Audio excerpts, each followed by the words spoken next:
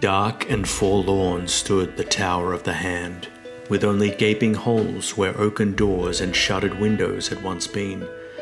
Yet even ruined and slighted, it loomed above the outer ward.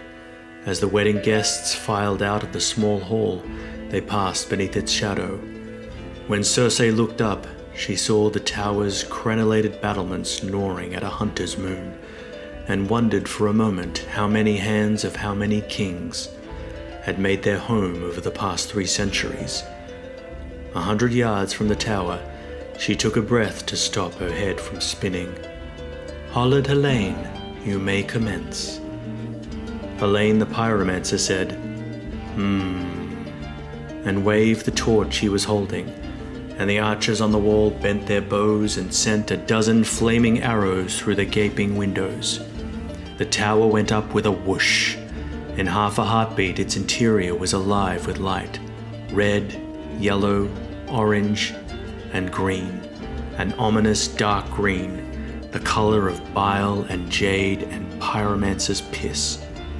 The substance, the alchemists named it, but common folk called it wildfire. 50 pots had been placed inside the Tower of the Hand, along with logs and casks of pitch, and the greater part of the worldly possessions of a dwarf named Tyrion Lannister. The Queen could feel the heat of those green flames. The pyromancers said that only 3 things burned hotter than their substance: dragon flame, the fires beneath the earth, and the summer sun. Some of the ladies gasped when the first flames appeared in the windows, licking up the outer walls like long green tongues. Others cheered and made toasts. "It is beautiful," she thought, "as beautiful as Joffrey when they laid him in my arms." No man had ever made her feel so good as she had when he took her nipple in his mouth to nurse.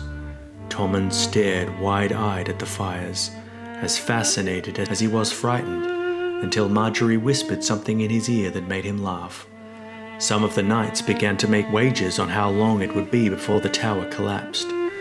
Lord Helene stood humming to himself and rocking on his heels. Cersei thought of all the king's hands that she had known through the years: Owen Merriweather, John Connington, Carlton Chelstead, John Arryn, Eddard Stark, her brother Tyrion, and her father, Lord Tywin Lannister, her father most of all. All of them are burning now, she told herself, savoring the thought. They are dead and burning, every one, with all their plots and schemes and betrayals. It is my day now. It is my castle and my kingdom. The Tower of the Hand gave out a sudden groan, so loud that all the conversation stopped abruptly. Stone cracked and split, and part of the upper battlements fell away and landed with a crash that shook the hill, sending up a cloud of dust and smoke.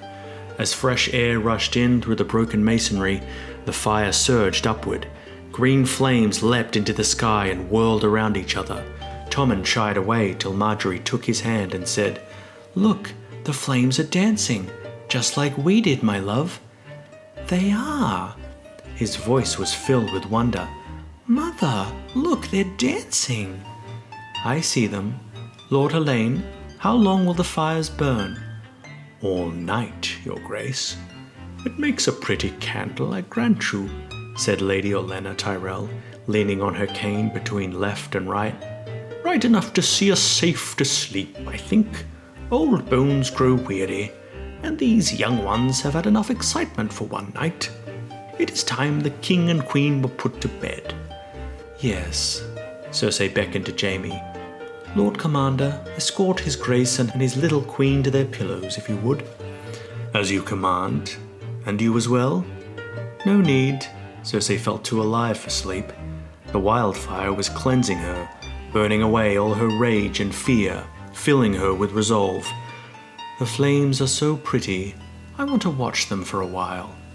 Jaime hesitated. "You should not stay alone." "I will not be alone. Sir Osmond can remain with me and keep me safe. Your sworn brother." "If it please your grace," said Kettleblack. "It does." Cersei slid her arm through his, and side by side they watched the fire rage.